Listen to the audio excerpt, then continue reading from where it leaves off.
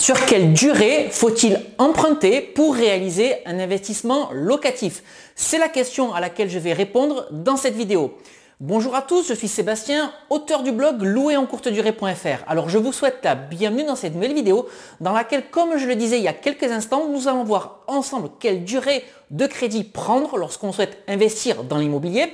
Je vais vous expliquer quel est mon point de vue et surtout, je vais vous expliquer pourquoi. Alors avant qu'on aille davantage dans le vif du sujet, je vous invite comme d'habitude à vous abonner gratuitement et librement à ma chaîne YouTube en cliquant sur le bouton abonnez-vous qui va apparaître dans cette vidéo. Ça me permettra de vous tenir informé en temps réel de la publication de toutes mes nouvelles vidéos dans lesquelles je partagerai avec vous des conseils, des bonnes pratiques et des retours d'expérience autour de l'immobilier et de la location courte durée.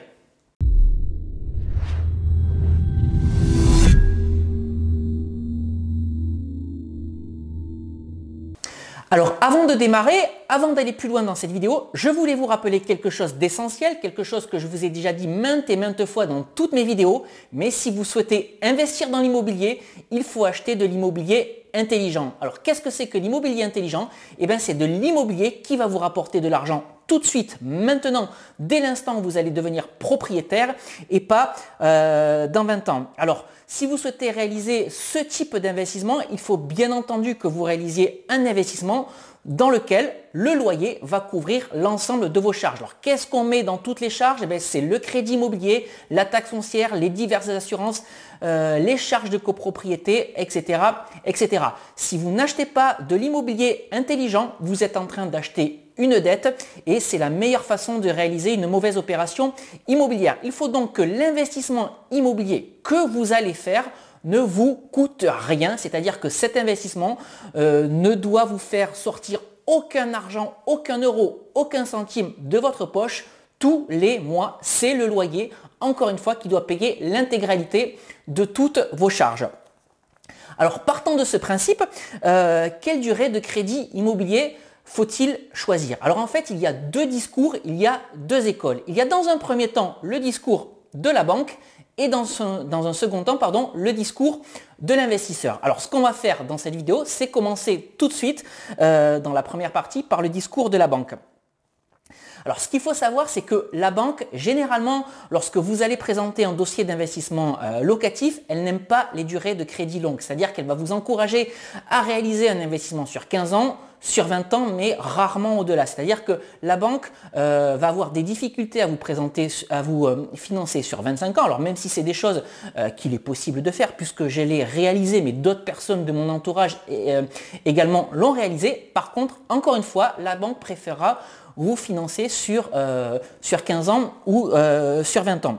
Alors pourquoi est-ce que la banque veut financer sur des crédits courts ou moyen terme? Tout simplement parce que lorsque la banque elle va vous prêter de l'argent, la banque va gérer un risque. Et bien entendu, en tant que prêteur d'argent, la banque cherche à minimiser ce risque. Et donc plus la durée de crédit va être courte, plus le risque sera faible. Mais la banque considère également que plus le crédit immobilier va être long, plus les intérêts d'emprunt vont être élevés. Alors à titre d'exemple, je vais vous fournir quelques chiffres dans cette vidéo. Alors si vous considérez un emprunt immobilier ou un emprunt tout court de 100 000 euros, sur 20 ans au taux de 1,30%.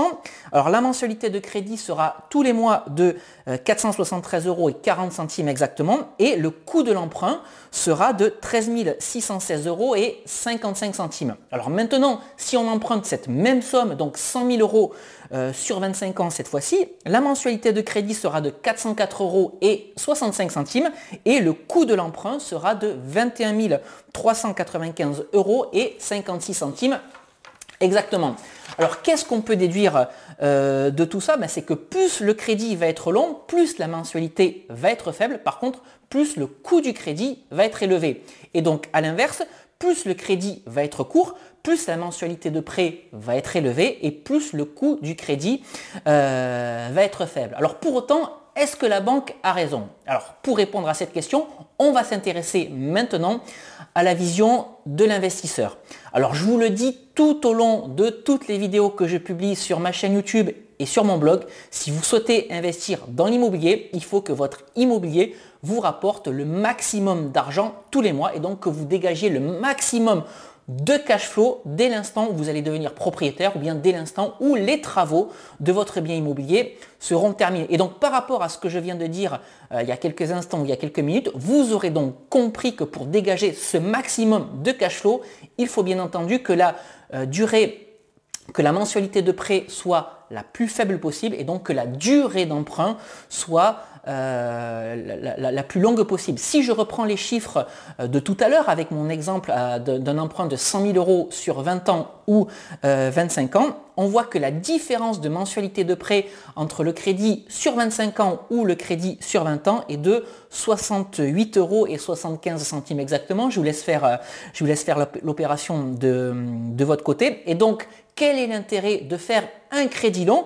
C'est d'avoir un cash flow immédiat plus important, ce qui vous permet de dégager davantage de trésorerie rapidement et surtout d'avoir une capacité d'emprunt épargnée parce qu'en effet, plus votre mensualité de prêt va être faible, plus votre taux d'endettement va être faible lui aussi et c'est ça qui va vous permettre de multiplier les opérations immobilières. Alors, comme je disais dans la première partie de cette vidéo, les banquiers vont, elles, plutôt considérer qu'il faut avoir des durées de crédit les plus faibles possibles, encore une fois, pour minimiser le risque.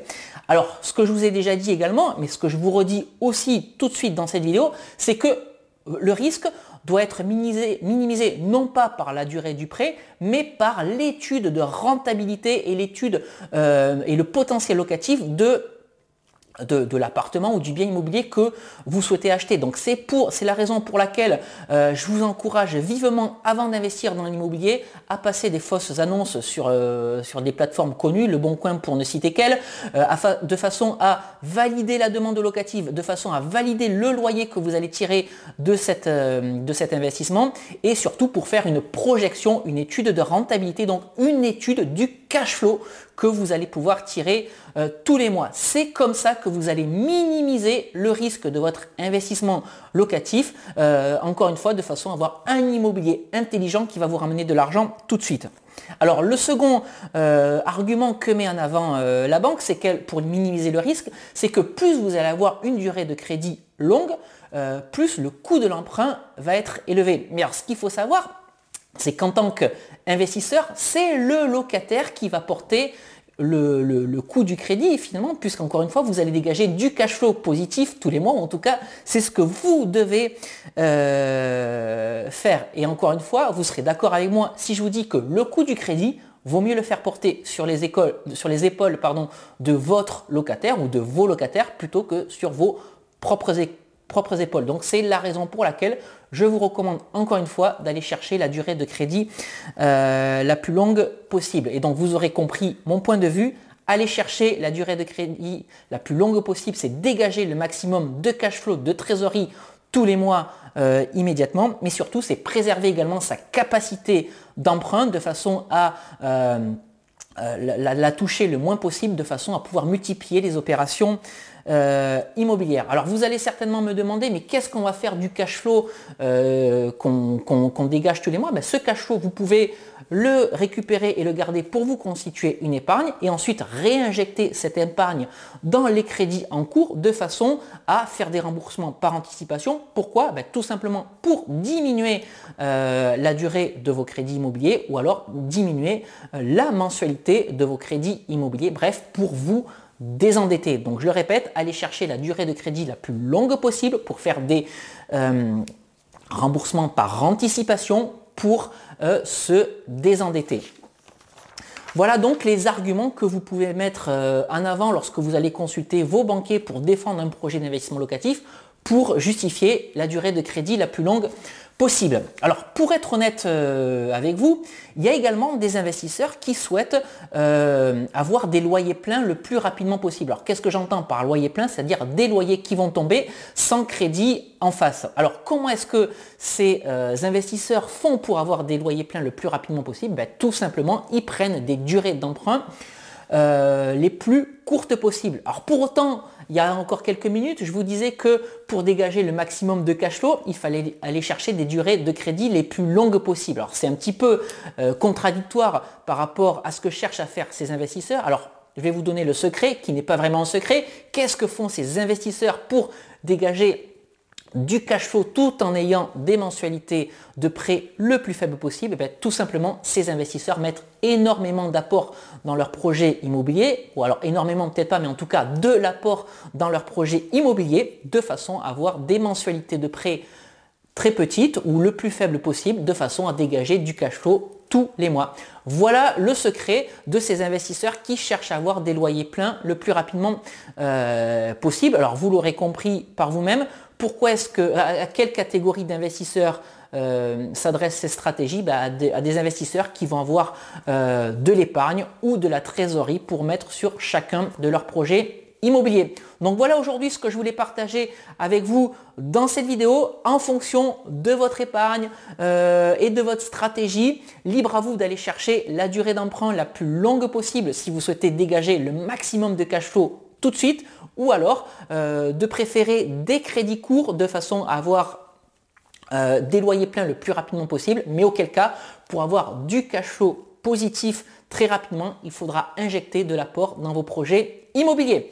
Voilà, j'espère que cette vidéo vous aura plu, j'espère que ça vous aura permis de comprendre sur quelle durée d'emprunt vous positionnez pour réaliser vos investissements locatifs. Si cette vidéo vous a été utile, si elle vous a plu, n'hésitez pas à la liker, n'hésitez pas non plus à la partager avec vos proches, avec votre entourage. Et puis je vous rappelle que si vous souhaitez me suivre, vous avez plusieurs possibilités. La première de ces possibilités, c'est de vous abonner à la newsletter de mon blog louerencourtedurée.fr, et la seconde de ces possibilités, c'est de vous abonner à cette chaîne YouTube en cliquant sur le bouton abonnez-vous qui va apparaître dans cette vidéo. Et puis avant de vous quitter, je voulais vous rappeler que j'ai rédigé 2 e-books que vous pouvez télécharger gratuitement dans cette vidéo en cliquant sur les 2 vignettes qui viennent de s'afficher si vous vous trouvez dans un navigateur internet. Et puis si vous regardez cette vidéo à partir de YouTube ou d'un appareil mobile, vous avez les liens de téléchargement dans la description juste en dessous de cette vidéo ou sur le petit i qui va apparaître en haut à droite de cette vidéo. Alors de quoi parlent ces 2 e-books? Le premier e-book s'appelle Convaincre la banque, mode d'emploi, et dans cet e-book, je vous explique quelle attitude adopter et quels arguments mettre en avant pour convaincre la banque de la viabilité de votre projet d'investissement locatif et pour la convaincre de vous financer. Et le second e-book s'appelle Doubler son salaire avec la location courte durée, et dans cet e-book, je vous explique comment, grâce à la rentabilité exceptionnelle de la location courte durée ou de la location saisonnière, vous allez pouvoir vous créer une rente, un complément de revenus grâce aux biens immobiliers que la banque vous aura financé avec la présentation que vous lui aurez faite grâce à l'e-book Convaincre la banque, mode d'emploi. Allez, c'est tout aujourd'hui.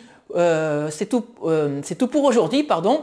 Je vous quitte ici et je vous dis à très bientôt pour une nouvelle vidéo. Ciao!